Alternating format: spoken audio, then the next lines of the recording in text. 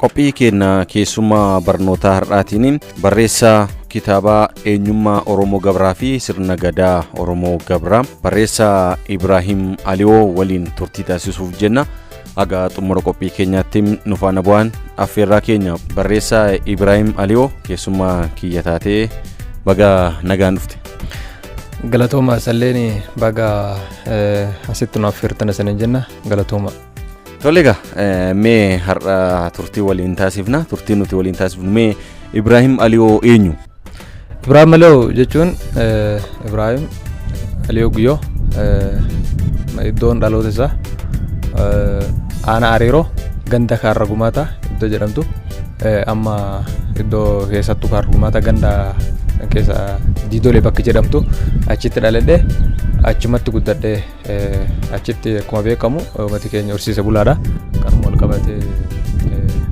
gaalaa loonii fi kana tiksaa turre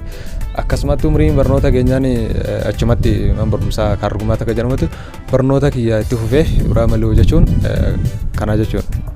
Tole mee hawaasni horsiise bulaa kun guddoo ijoolleen barsiisu gaala tiksiisaa horii tiksiisifata malee akkamiin carraa barnoota argatte meeti? Dhugaadha inni beektaa uummati keenya kun akkasi nam tokko man barnoota daruu fi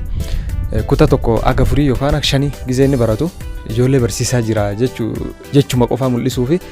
gaaf inni kutaa tokko aga furii yookaan aga shanii baratu isa xiqqaa eega gadhalatkaan san keessa baasee bakka wal jijjiiraa waan jedhu mucaan kii barachuu jira edee isa kutaa tokko aga furii barat kaan keessa baasee gaal tiksaa yookaan re'ee tiksaa isa immoo baratin kaan deebisee man barnoota gad deebise. Kanaaf duubatti deebise amma ijoollee sila kaanuu ka barachuu qabu kaan keessa baasee ka biraadhaan maaniif ijoolleen barsiisuu gisaattu mucaan kii barachuu jira duraan kana barachuu jira kun inni sadarkaa horii tiksuu geenyaani kan keessa baasee amma sanitti barachuu jira kanaafuu ani ijoollee barsiisaa jira yaadiru kun hubannoo dhabaadha. Kana jechuudha. Ani ammoo carraa barnoota kan argadhe duraanuu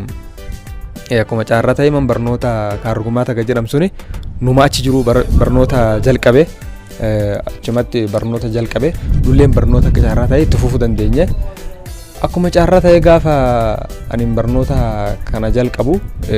horiin keenyallee nama gahaa qaba waan ta'eef ijoollee keenya keessaa namni barate anuma akkanumatti akka carraa osuma jedhu barnoota kiyya xumuruu gahuu danda'a malee barnoota hubannoo qabaaf uummanni akkas maraa nu barsiisallee ni jiru gaafsanitti jechuudha. Mee haalli maatii keetii akkam maal fakkaata? Haadha kee moo abbaa keetii irraa akkati barattu fedha? Bu'aa baay'inatti barnoota keessatti dabarsitu maal fakkaata mee akkam? Isaan lachuu baay'ee jaaladha. Iddoo ammallee nama gammachiisanii beekta barnoota irratti hedduu hakkaasanii hedduu naa baratee barnoota kanatti cimfedhanii gaaf jalqaba akkuma carraa ta'ee baradhuuti. Dhuma gaafa kutaa 8 achi ol siqifa baay'ee naa barattee yaalatanii kanaaf barnooti achitti mijatu hin beeyta rakkoolee hawaasa kana keessa jiru rakkoolee nageenyaatti wal qabatee baadiyyaa keessatti hedduu ulfaannaan kutaa 5 irratti achitti mooyyaleetti naaf jijjiira. Maaliif jennaan akka ani barnoota kana cimee baradhuu fi kutaa 5 irraa jalqabee achitti na jijjiiranii akkasumas barnoota irratti na hordofanii haala barnoota kanallee ilaalanii isaan lachuu baay'ee cimanii ispeeshaalii jechuun keessattuu haadhi kiifaan naa barnoota kana baratu baay'ee jaalatti guyyaa guyyaadhaan hordofti guyyaa qidaamees akkan dubbisu nagooti jechuudha. Ofii dubbisuu beekuu baatullee akkan dubbisus waan tokko akkasumas ammallee waan ajaa'ibaa maatii kana beektaan baay'ee jaaladha. Maatii barnoota herrega kanarratti isin gisee hedduun gaafadha. Waggaan hangana guyyaa hangana meeqa gaaf kutaa gadaana baratan kana baratanii waggaa keessa guyyaa meeqa jira sa'aatii meeqa jira daqiiqa meeqa jira kana nu gaafatan. Isin guyyaa guutuu kan lakkoofsaan hin barreeffanne lakkaa ooltee galgala naaf himti anillee gisee hedduu asaayimenti galee gaafadha isin naa himti gisee guutuu guyyaa keessatti waggaa keessatti guyyaa meeqa jira waggaa keessatti guyyoota meeqa jira ka jedhu kan isin bakka guyyaa kana lakkaa ooltee guyyaa ji'attu kana torbaanitti kana ji'attu kana waggaattu kana taa'ettee naaf lakkoofti anillee kanuma qabadhee gisee hedduu waa'ee lakkoofsa kanarratti gisee hedduu barreeffadhee deema isin kan barannuun gisee hedduu hojii mana jira kan herrega jira maal jette kana na akkaaste akkasumatti hojii mana waliin hojjechaa turre barnoota irratti na cimsuudhaaf jechuudha. Achiin duuba gaasaan bira maatii kee bira baatee gara mooyyaalee deemtu eenyu biratti baratte mee achitti haalli barnoota maal fakkaata? Achitti haalli barnoota baay'ee bareedaadha. Waggaa 2 qofa beektaa maatii irraa adda bahee ture kutaa 5 irraa 6 qofa. Achiin booda maatiin kiyyaa immoo lamatti galanii achimatti nutti dhufan. Gaaf sana immoo garuu obboleettii haadha kiyya bira ture. Baay'ee isaanillee baay'ee na jaallatanii akkuma haadha kiyya bakka nama haadha kiyya bira dhufee fakkaadha. Akkasitti isaanillee baay'ee nu barsiisanii akkasumatti bakka barnoota kee itti fufuu danda'e gaafsan ijoollee illee hin beeku achi mooyyala keessatti namallee baay'ee hin beeku ijoollee waliin baay'ee illee hin taphadhu ani barnootuma deema achuma gala akkasumatti bakka barnoota kee itti fufuu danda'a jechuudha haga kutaa 8. Ayyee guddoo dansa mee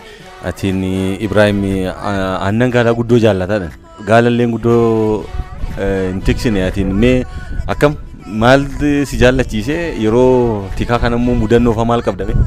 Sirriidha aannan gaalaa baay'ee jaalladha aanamaayyuu yeroo kan beekta gisee amma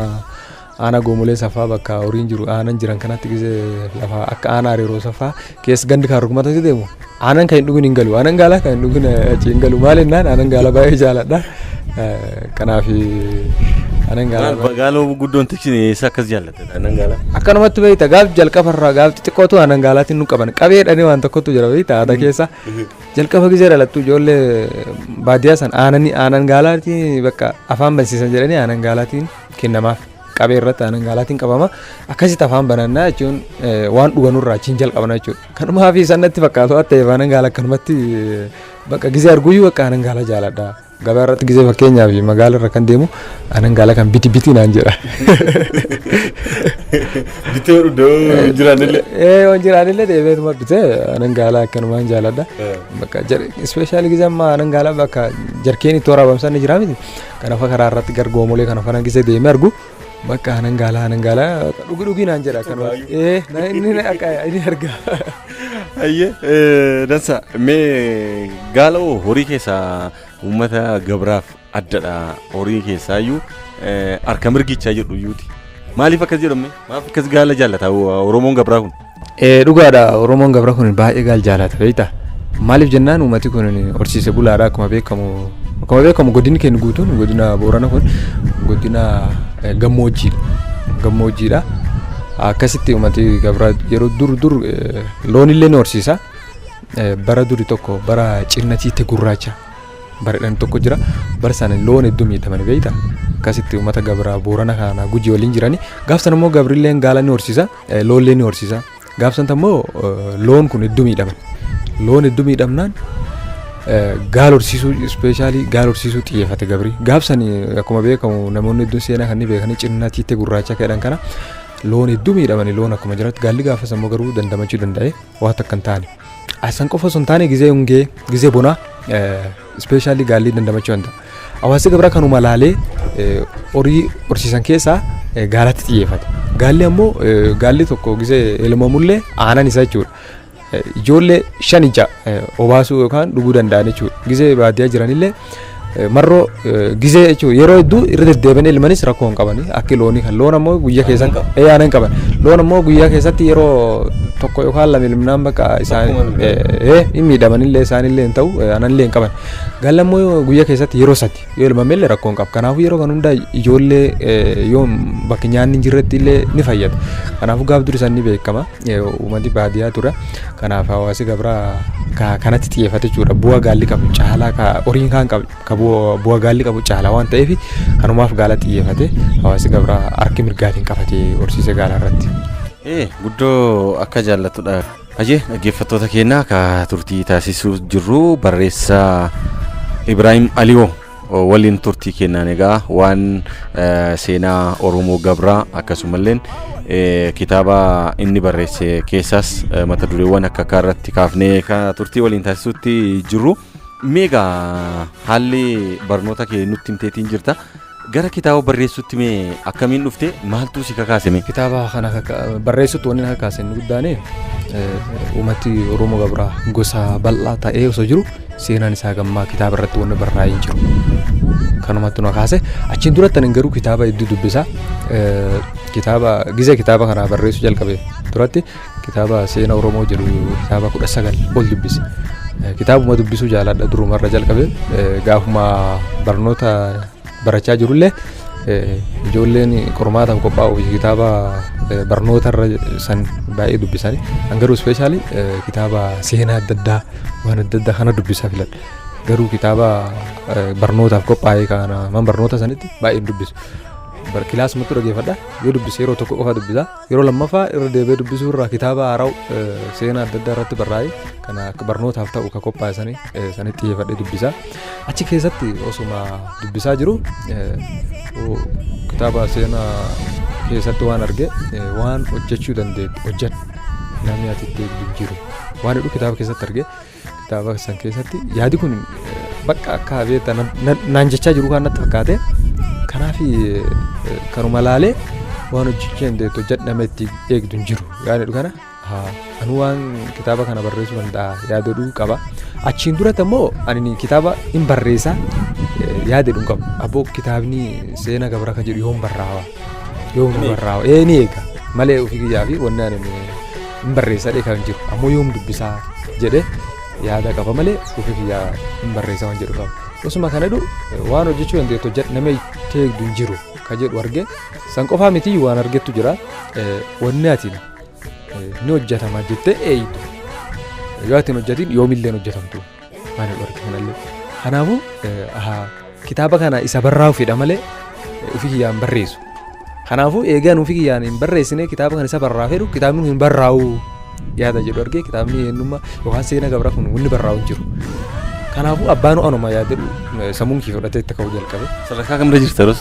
yeroo sanii kutaa 11 bira. Kutaa 11 biradha. Mooyaleetti barumsaa qophaa'in mooyalee gandi fulleessaa achi jira achitti barachaa jira yeroo masanii bakka akkanumatti kaayeetuma waa barreessuu jalqabe. Akkasitti bakka kitaaba kana barreessuu kakka'ee wayyaaniin seerittiin uummata kan dhiibdu uummata kan ittiin rakkiftu dhabuudhaan falsuun hunda hawaasaan hunda barbaadde rakkotan gooti kanaafuu uummati gabraa uummati boorana uummanni gujii ka'as jiru wal qabatee tokkummaa isaa jabeessee yoo waliin jiraatee warri beektaa sirsuun daldalan balbalitti cufuu qaban kanaafuu uummanni kun sadeen jechuudha tokkummaa isaa jaaree wal qabatee yoo deeme siyaasni dur wayyaaniin hojjesuun laafa deema du'a deema ammoo tokkummaan cimee lafti misoome guddate akkanaan deema lafteen misoomsuu fi akkasumas horii keenya horsiifannee yookaan irra bobbaanee guddinni qofattu yaanna jechuudha gahammoo waan gosaa fi gosa kanaatti gaddeebine kan yaadu jalqabne diigamiinsi wal waraanuu fi rakkooleen hedduun uumamte kanaafuu kaayyoon keenya guddaan godina keenyaa fi naannoo keenya ijaaruu malee waa'ee gosummaa kan addaan uummata qooda kana dhaabuu qabna dhaamsi guddaan kanuma fakkaata.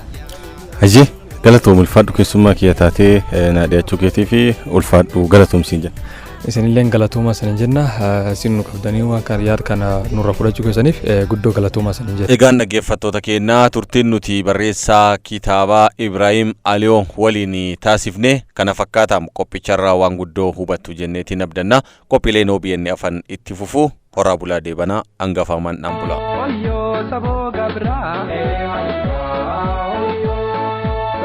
Gabra adakaba